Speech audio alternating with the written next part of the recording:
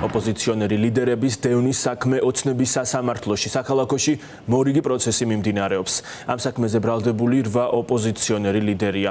მათ შორის არის საქართველოს მესამე პრეზიდენტი მიხეილ სააკაშვილი, რომელსაც მოსამართლის გადაწყვეტილებით საკუთარი ნების საწინააღმდეგოდ სავალდებულო წესით დანიშნული ადვოკატი იცავს. ეს მას შემდეგ მოხდა, რაც თამარ მახარობლიძემ სააკაშვილის პირადი ადვოკატი პროცესიდან გააძევა. მოსამართლემ განხილვიდან გაუშვა ნიკა გვარამიას ერთ-ერთი ინტერესების დამცველიც. ოცნების პროკურატურა პოლიტიკოსებს მძიმე მუხლებით ასამართლებს ოლიგარქის პროკურატურის მტკიცებით ოპოზიციონერები აქციებზე მოქალაქეებს ესკალაციისკენ მოუწოდებდნენ. თუმცა თავად განსასჯელები და ადვოკატები აცხადებენ, რომ რეალურად საქმე ჩვეულებრივ პოლიტიკურ განცხადებებს ეხება. კიდევ ერთი ბრალდება, რომელსაც ოცნების პროკურატურა ლიდერებს ედავება დასავლელ პარტნიორებთან კომუნიკაცია. მათ შორის ოცნების ხელისუფლების წინააღმდეგ სანქციების თემაზე საუბარი. ნინი ბალანჩევაძე აგრძელებს თემაზე ფორმულას პირდაპირ ეთერში საუბარს. ნინი გისმენთ. ერთი საათია, რაც თბილისის საქალაქო სასამართლოში მიმდინარეობს ხტომა ეგრეთ წოდებული საბოტაჟის საქმესთან დაკავშირებით. ხტომათა დარბაზში უკვე არიან როგორც ზურაბ გირჩი-ჯაფარიძე, ასევე ნიკა გვარამია, სხვა პოლიტიკოსები, ნაწილი მათგანი იმყოფება ქვეყნის გარეთ, რაც შეეხება ელენე ხოშტარიას, მიხეილ სააკაშვილს, ნიკა მელიას, ისინი უკვე პატიმრობაში არიან სხვა საქმეებთან დაკავშირებით და ამ პროცესებს ისედაც არ ესწრებიან, ასეთი არის პრაქტიკა. დღევანდელ ხტომაზე გრძელდება ბრალდების მხარის მოწმეების გამოკითხვა, 4 გამომძიებელი მოიკითხება დღეს და წარადგენს იმ მტკიცებულებებს, რაც აქვთ მათ ბრალდებულების წინააღმდეგ, თუმცა ჩვენ ბრალდებულები გვეუბნებიან იმას, რომ საერთოდ აბსურდული არის ეს საქმე და არანაირი მტკიცებულება არ არსებობს ამ საქმეში. ეს ცხადყო მათ შორის წინა პროცესებმა, როდესაც გამოიკითხნენ სხვა პოლიციელები, მათ კონკრეტული მტკიცებულება არ ჰქონდათ იმისა, თუ რა დააშავეს ამ ადამიანებმა და რაში იყვნენ კონკრეტულად ჩართულები.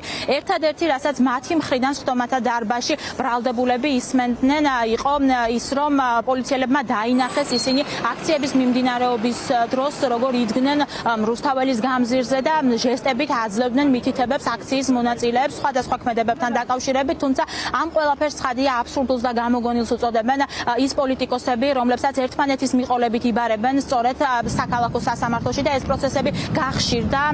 უკვირაში 2 ჯერ სამშაბათს და ხუთშაბათს ტარდება სწორედ საბოტაჟის საქმესთან დაკავშირებით პროცესები, ოპოზიციის დევნის საქმესთან დაკავშირებით და ამ ყველაფერს ოპოზიცია უკავშირებს იმას, რომ რაც შეიძლება სწრაფად უნდა რომ გავიდეს ბოლოში სასამართლო და მიიღოს გადაწყვეტილება მათ წინააღმდეგ და აკრძალოს საერთოდ ოპოზიციური აზრი ქვეყანაში და ამით დაუპირისპირდეს სწორედ ბიძინა ივანიშვილი ოპონენტებს და აქვე საყურადღებო არის ის გადაწყვეტილება, რომელიც მიიღო თამარ მახარობლიძემ გასული 2 ხტომის განმავლობაში. მან 2 ადვოკატი გამოაძევა ხტომათა დარბაზიდან და ბრალდებულებს დაენიშნათ საზოგადოებრივი ადვოკატი. მე მოვედი რომ გავიცნო ჩემი საღაზინო ადვოკატი მაინტერესებს ვინ არის.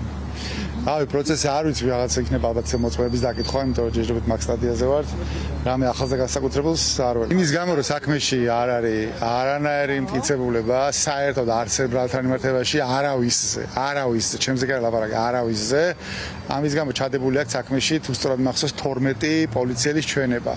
ეს 12 პოლიციელი ყვებიან თავიანთ ჩვენებებში ერთი და იგივეს, რომ დაგვინახეს სადღაც ხალხში როგორ ვიდექით, ოღონდ არ ახსოვთ რა გვეცო, არ ახსოვთ სად ვიდექით, არ ახსოვთ სცენა იყო თუ არა, არ ახსოვთ მიკროფონი გვეკავა თუ არა, არ ახსოვთ მეგაფონი გვეჭირა თუ არა. არ ესმოდათ ნაწილს ჩვენი ხმა და რაღაცა ჟესტებით თითქოს ხალხს მოუწოდებდით პარლამენტის შენობის აღებისკენ.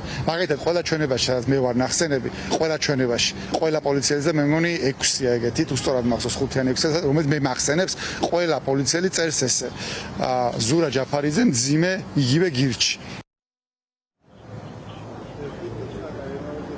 პოლიტიკოსების, ადვოკატების ხტომის დაწყებამდე აკეთებენ განმარტებებს იმასთან დაკავშირებით, რომ საერთოდ გაუგებარი არის მათთვის გადაწყვეტილებები, რომელსაც იღებს თბილისის საქალაქო სასამართლო და კონკრეტულად ამ ხტომების მოსამართლე ადვოკატების ხტომათა დარბაზიდან გაძევებასთან დაკავშირებით, მაშინ, როდესაც ისინი ითხოვდნენ გასვლას რამდენიმე წუთით პირად საქმესთან მიმართებით და სწორედ ამან გამოიწვია ეს გადაწყვეტილება, რომელიც მიიღო მოსამართლემ, მათ შორის ეს იყო ბექა აბასილაიას შემთხვევაში, დიტო საძაგლიშვილის შემთხვევაში. ადვოკატები ამბობენ, რომ მათ უნდა მიეცეთ იმის საშუალება, დაცვის უფლების საშუალება არ უნდა შეუზღუდოს მოსამართლემ, რაც შეეხება საზოგადოებრივ ადვოკატებს, რომელიც დაენიშნა უკვე თითოეულ ბრალდებულს.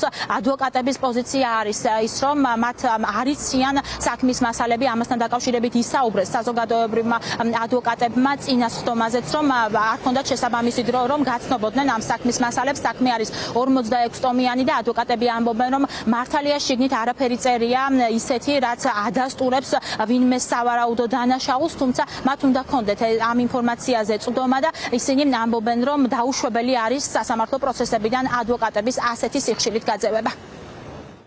გაგრძელდება მოწვევების საკითხი, რომელიც ამ საქმეზე მხოლოდ პოლიციელები არიან, რომლებიც ძალიან ერთმანეთის საწინააღმდეგო ჩვენებებს აძლევენ. ამბობენ, რომ მიმიკებით ვიხდნენ, ვინაც ის რაზე მოუწოდებდა. რაც შეეხება მიმდინარეობა საქმისას, ცოტა უცნაურია პროცესზე თითო ადვოკატის გაძლევება. ბოლოდინი იმ სტილითაც ეს პროცესები მიმდინარეობს და იმ ტემპით არ აგვაქვს, მაგრამ არ მთავრდება ეს არც ამ ინსტანციის სასამართლოში და ზოგადად, რა თქმა უნდა, ჩვენ ყველა სამართლებრივ გზას გამოვიყენებთ. ძალიან მნიშვნელოვანი არის ის, რომ ხელისუფლება იყენებს იმ სრულ მოწმეებს, სრულ პოლიციელებს, რომლებიც სინდისის პატრონების საქმეზე იყვნენ მოსულებდა ჩვენ ადვოკატებს უშუალოდ ქონდა შესაძლებლობა, რომ ეს მოწმეები გამოგვემჟღავნებინა და გამოგვეშკარებინა, ვინაიდან ერთ-ერთი მოწმე განაცხადა, რომ თითქოს და მამუკა ხაზარაძე და ბადիր ჯაფარიძე რაც კონკრეტული ჟესტიკულაციით ცდილობდნენ ხალხის პროვოცირებას და ხელისუფლების წინააღმდეგ განცხადებების განხორციელებას, თუმცა კონკრეტული კითხვა რო დაისვა, რომ რა ჟესტიკულაცია განახორციელეს, მათ ამ კითხვაზე პასუხი ვერ გასცეს და რა თქმა უნდა ვერ ექნებათ ვერცეთ კითხვაზე პასუხი, ვინაიდან ასეთ ქმედებას რა თქმა უნდა ბუნებაში ადგილი. პროკურატურამ სისხლის სამართლებრივი დევნა გასულ წელს დაიწყო 8 პოლიტიკური ლიდერის წინააღმდეგ, მათ შორის არიან ელენე ხოშტარია, ნიკა გვარამია, მიხელ სააკაშვილი, ზურაბ გირჩი-ჯაფარიძე, გიორგი ვაშაძე, ნიკა მელია, მამუკა ხაზარაძე, ბადრი ჯაფარიძე. როგორც უკვე გითხარით, ამ წუთებშიც მიმდინარეობს ხდომა თბილისის საქალაქო სასამართლოში და უკვე პროცესის ამ ხდომის დასრულების შემდგომ გვეცოდინება უფრო მეტი, მათ შორის პოლიტიკოსების მხრიდან, რა ქონდათ დღეს სათქმელი იმ გამომძიებლებს, რომელიც ბრალდების მხარემ მოწმის სახით მოიყვანა.